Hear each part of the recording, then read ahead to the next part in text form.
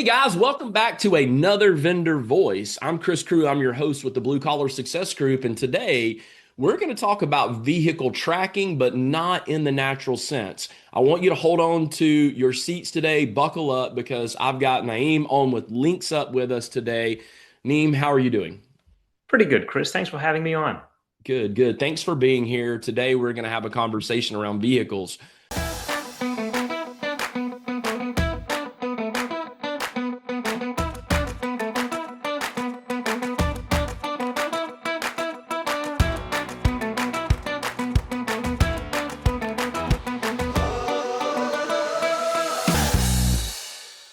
Before we get started, people used to ask me a lot as I was growing my business, and I think that some operators will resonate with this when they say this. Chris, as a business owner, what keeps you up at night? And I confess this. I said 62 service trucks driving all over the market, and I have no idea what they're doing. That's what keeps me up at night. But today, with technology, and even then with technology, I had some visibility. But today, we're going to really help operators to understand how they can not only manage their assets, that's huge, but can also look at their safety in the field as it relates to driving and performance. And I'd say this: the way that your people drive determines your perception of your reputation in the market. So it is something that I believe that if we measure it, we can improve it. And what gets our attention and focus improves as well.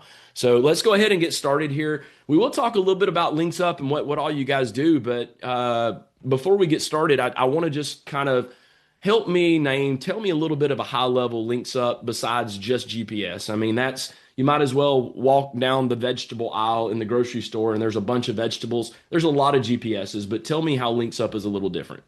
Yeah, that's an excellent question, Chris. I think what makes us different is two things. One is we really pride ourselves on having our customers be small fleets, the small business owners with a 10, 20, 50 unit fleets, vehicles that are running around and running in the trades, so doing the HVAC companies, the landscape companies. So that is kind of a target market. And the way we approach it is we make it incredibly easy to get high value out of running your fleet for those businesses. So we're not going after the multi-thousand fleets, which can have dedicated personnel running complex things. Instead, we try and get like 90%, 95% of the value that these large, complex softwares provide you with and distill it down to something that's easily approachable, easy to use, and it's easy to glean those insights and get going and get those same benefits, even if you are a small fleet and don't have all the time in the world to send people to school to learn a piece of software, right? Yeah. So that is something that can really defines us. That is our home. That is the people we service. It really is. It tells you everything you need to know about us. The other thing that I will say is that we try and focus. We give our customer that full visibility. It's not just vehicle telematics. So it's vehicle telematics, it is video telematics, it is asset telematics, it is tool tracking. So we try and give you like that whole platform and Mm. just incredibly easy to use. That's what differentiates us from a competition in this field. Here's what I'm hearing: holistic approach, simplistic reproach. So if we go holistically look and then we simplify that. Well, let's talk a little bit about Links Up and kind of how you guys do what you do. Interesting approach enough as it is. I mean, gosh, one, we think about vehicle accidents and how that impacts the finances of a business, right? Premiums go up, drivers can't be insured. Gosh, brand exposure for heaven forbid something tragic happen, all those things. So what I see here is that you guys are trying to mitigate all of that, right? Trying to quantify what that might look like on paper. So tell me a little bit about how in businesses the fleet manager might be the owner, might be the service manager, could be the office manager, but how is it that they know that safety is extremely important, yet many haven't implemented any kind of formal safety program specifically around what you guys do? What do you think is creating that gap? An excellent question. And both of those points are really true. Our customers definitely understand the importance of safety. In fact, we did a survey among our customer base not too long ago, just a few months ago. And 93% of our customers responded by saying safety was like a very, very important thing for them. Yeah. That is true. They understand it. They understand intrinsically why it's important, right? For all those reasons just mentioned and more. Um, and the other part is also true. A lot of them just haven't done anything with it. And I think what it comes down to is not knowing where to begin and thinking it is actually harder than it is. Hmm. And both of those things are really not true. So, if you think about it, you have customers who are going to think that, hey, I don't have the time for this, I don't have the budget for this, I don't have the organizational buy-in for this, right? So they may start from that position of it's too difficult, Mm. it's too costly. And then once I have it, who's going to maintain it? How am I going to make sure that I'm getting value out of it? And the thing to understand, which is what we tell our customers, is look, you don't have to have kind of like a rigid, perfect plan from the get go, right? Perfection is the enemy of good enough. Yeah. You have to start simple, taking the first step, and then commit to fine tuning the process as you go.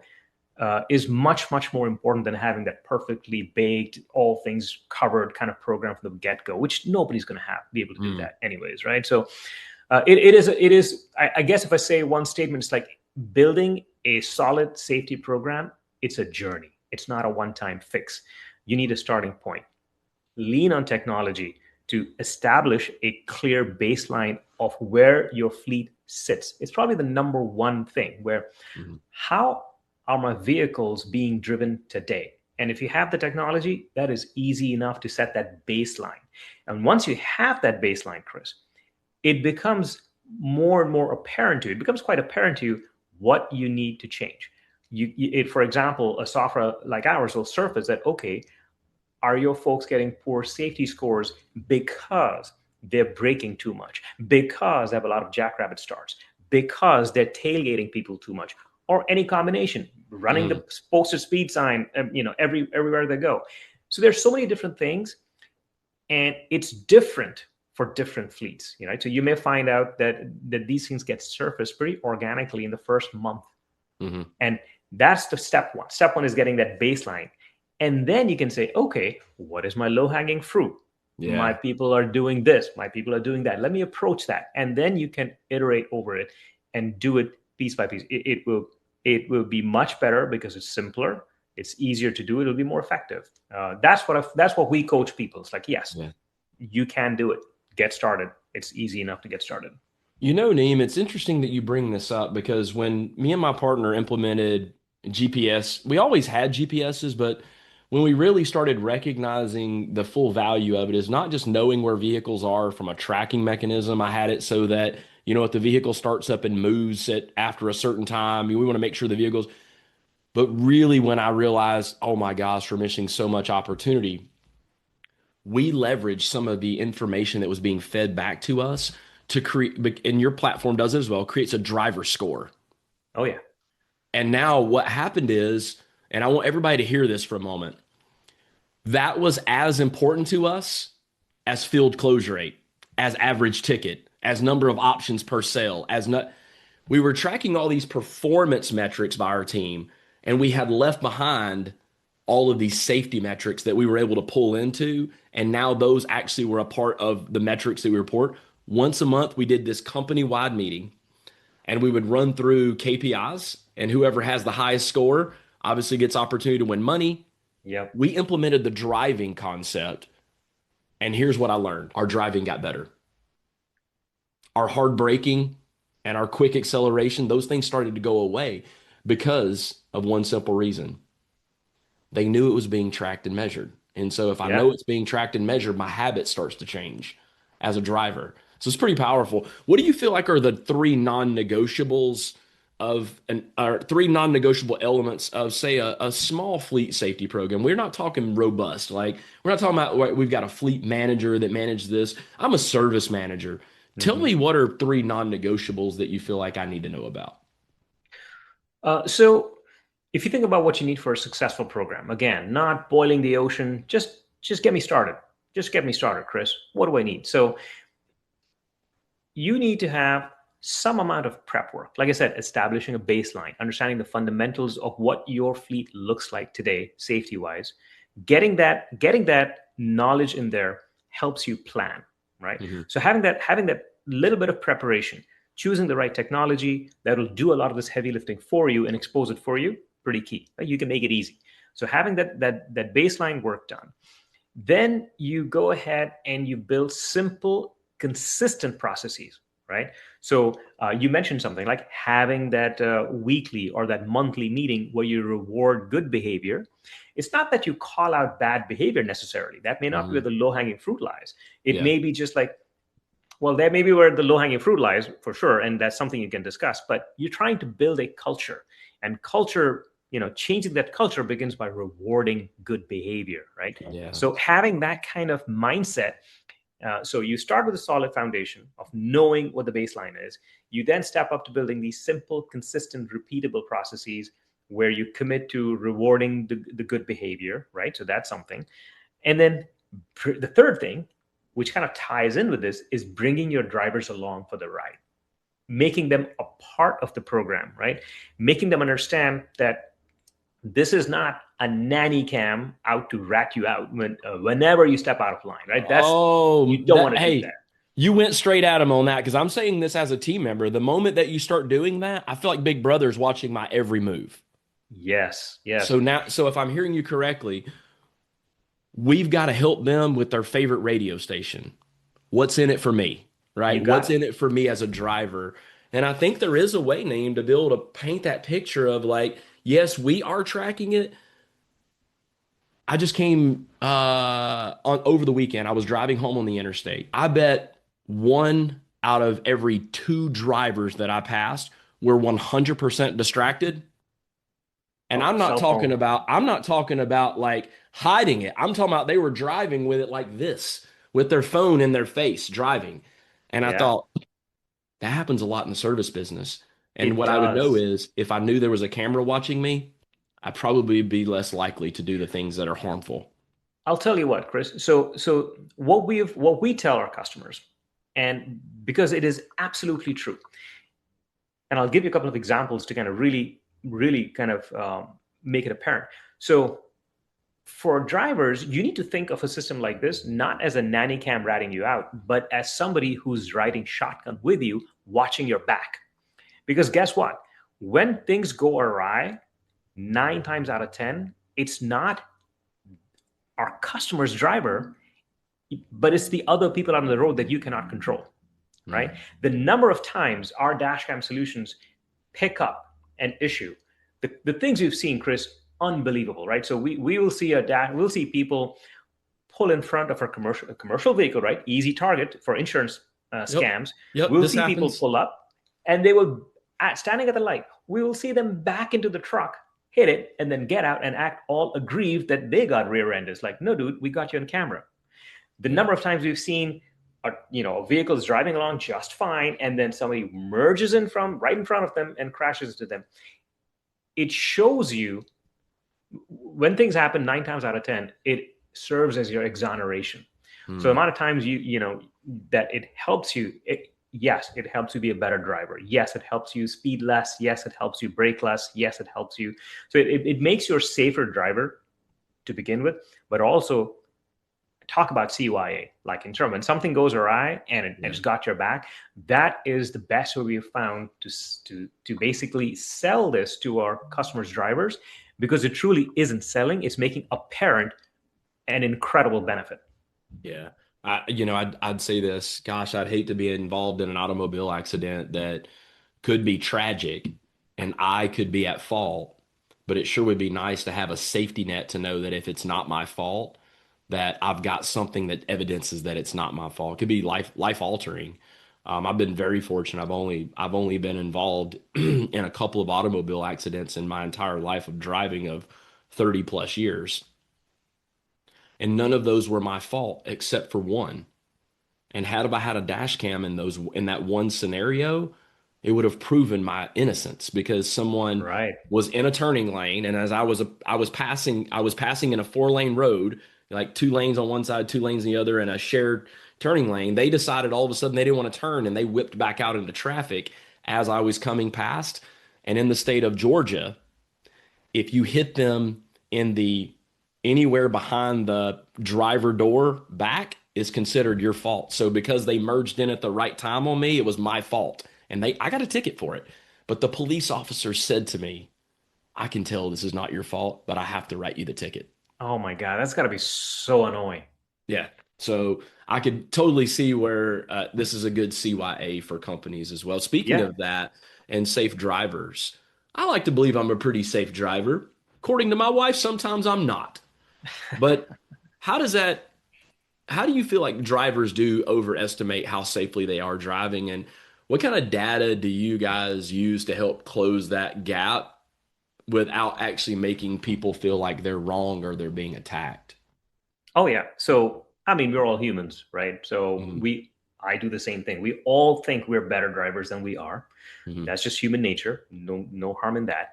So really, you just let the data do the talking. And it's the way you let the data do the talking that kind of makes you understand what's that maybe you could do a little bit better, right? So for example, if you have a weekly KPI meeting or a monthly KPI meeting, right? And I mean, you may be a decent driver, but you may have room to improve, right? Or you may be Mm. kind of bringing up the rear and think you're middle of the pack.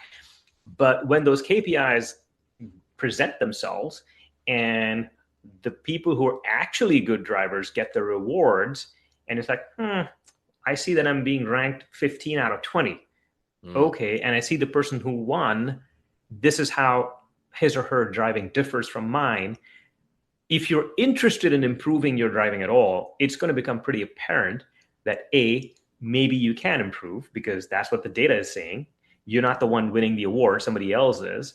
And B, it also will expose what you need to improve. Like it will tell you, the scoring will tell you that, hey, you had 4 tailgating events in the last month, or you had, for every 100 miles you drove, you had 0.89 harsh braking events. Whereas Mm. the person who is winning had no tailgating and zero point 0.3 harsh braking events. I'm using that as a representative Sure. because there's like several metrics that we would measure on, but it's Right. it's it's cut and dry. It's right in front of you, and it removes emotion and your own inflated self or a Yep. sense of how good you are. It's out of the equation. Data doesn't care. Surely it does because now we're running the business by the numbers as it relates to driving, not how we feel. And Exactly. let me just stop and say for everybody right now, you're getting in the gap and you're saying to yourself, I don't need this, not a big deal. This isn't a problem until it's a problem. And usually when it's a problem, it's too late. So what we're talking here today is a proactive way to manage the safety in your business. Now, Linxup does a ton of other stuff, tracking of equipment, just heard ladders, expensive tools, all of that can be a part of the program. So I want you to take the opportunity to reach out to Naeem and their team if you have any interest at all about how can I leverage the program to actually increase my profitability in the business? How can I leverage the program to mitigate any possible risks? So once again, being in business is risky. What we're doing here is we're taking some of the risk off the table by creating visibility through GPSs and tracking systems. So there's a lot of hype around AI. I mean, you got to live under a rock to not know that, right? Especially in fleet management, how do you feel like AI can save time? Where are some areas you feel for a small fleet manager where they could leverage that? Yeah, good question, Chris. So AI actually is turning into a little bit of a game changer. So we do integrate AI heavily with a chat bot that looks at all your data and gives you insights and everything. And what we're finding out, like really finding out very, very effectively, is it's turning into a little bit of a leveling of the playing field for a small business to compete more effectively with larger businesses, right?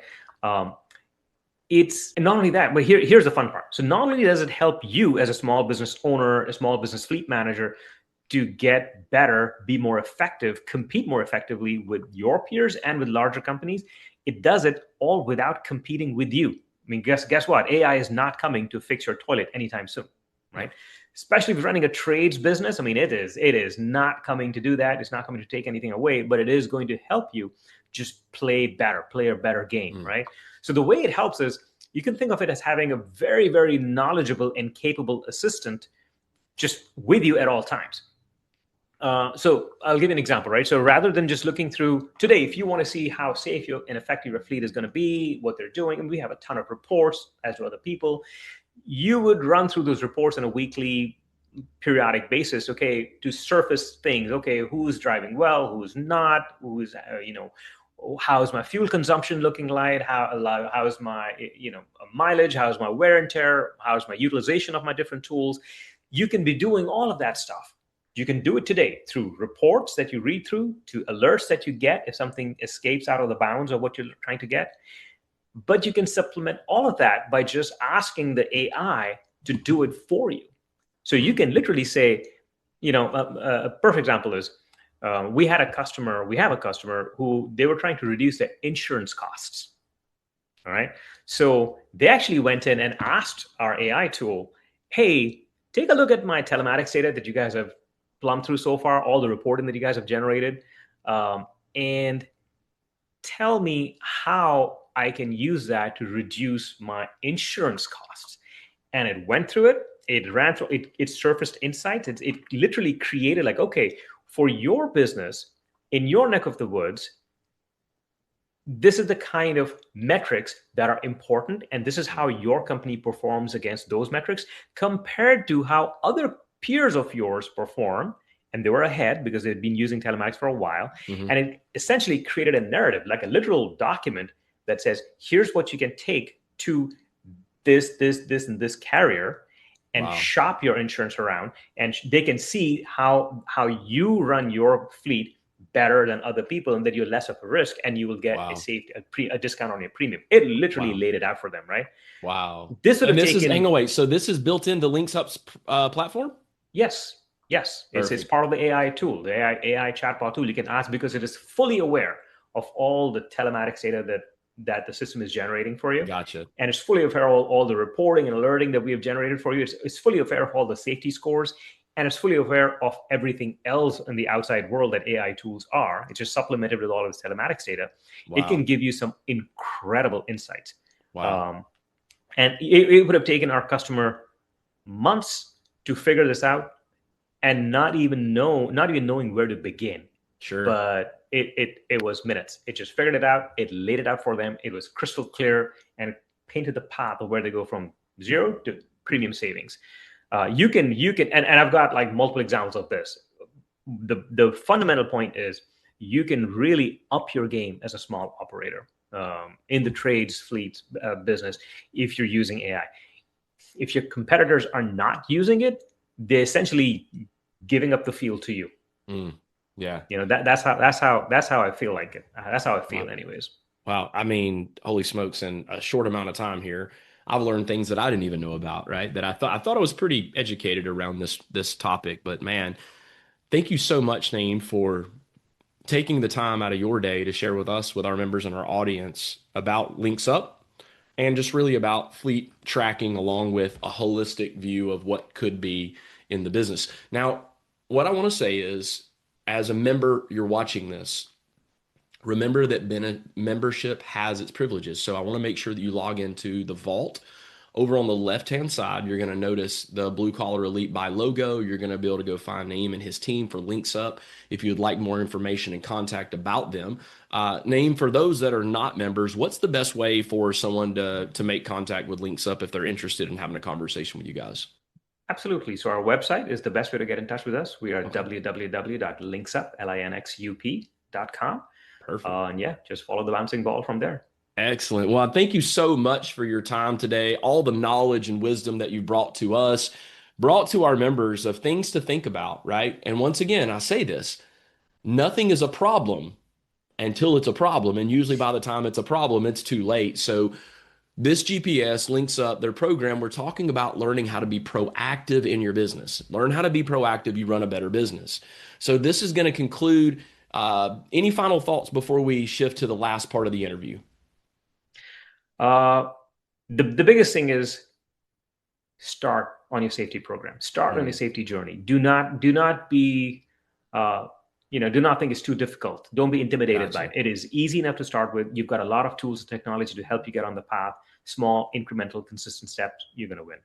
Perfect. Naeem, thank you so much. This is one of my favorite parts of the interview. We like to call it our fun facts finale. We couldn't have a vendor voice without having a fun facts finale. And this is where I'm going to ask you a series of rapid fire questions that are about you. Feel free to pass if you don't want to answer. I promise to keep them very lighthearted. So we're going to go ahead and get this thing kicked off. You ready? Sure. Coffee or tea? And is there a wrong way to prepare Coffee, but not the black coffee stuff. Oh no, I want the dessert coffee. it? Or what I tell people is I'll have a little bit of coffee with my cream and sugar. That would be that. Yes, there we go. That would Yeah. be me. Okay, great. And then this is a really good one. If you could instantly master any skill or hobby, what would it be? That is a good one. I mean, at this point, it's kind of cliche, but if I could just be an AI, completely understand everything about it, I would do that. Gotcha. And then what is the weirdest food that you've ever tried? And would you eat it again? Eyeballs, and yes, Eyeballs. Can I ask eyeballs.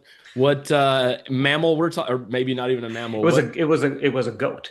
So yeah, it was some kind Ah, of goat dish that not quite the same level as the whole Indiana Jones thing with eyeballs floating in it. You couldn't really tell there was an sure. eyeball, but it Okay. was a piece of an eyeball, and I didn't know what the heck it was, and I ate it, and it was delicious, and I would eat it again. Me and my son are the most adventurous people in our family around food. We've had some very unique things. Question for What is you. your weirdest one? Uh, this one's I'm a little bit of a country boy, so cow and cow intestines. Oh But let yeah, me say sure. this, hey, they're best on tacos. Really? Yeah, yeah, Okay. they're best when you have them in tacos, and I learned that from a lot of my Hispanic friends. They've introduced me to a lot. I've ate a lot of crazy wild stuff when it comes to Uh-huh. that. There's nothing that I say no to. I try it Excellent. once. That's always my rule of thumb. Try it once. And then if you don't like it, then you don't have to eat it again. It's always been my There you go. household rule when it comes to food. So, question for you, Naeem. If your life Yes. was a documentary, who would you choose to play your role? I don't know. I'm gonna pass. Okay. All right. If aliens were to land tomorrow and they ask you to take them to one thing that described humanity on Earth, what would you take them and show them? I would probably take him 100 miles up and Okay. just see the globe. Gotcha. And then this is the last one. If you could only eat at one restaurant chain, not a local, a chain, for the rest of your life, which one would you pick? That's easy. I would go to Lion's Choice. Lion's Choice. Yes, it's like a regional chain in the Midwest. I think it's Okay. mostly around the St. Louis area where I've spent 30 years of my life. Okay. It's awesome. Okay. Well, Naeem, thank you so much for your time. Members and non-members alike.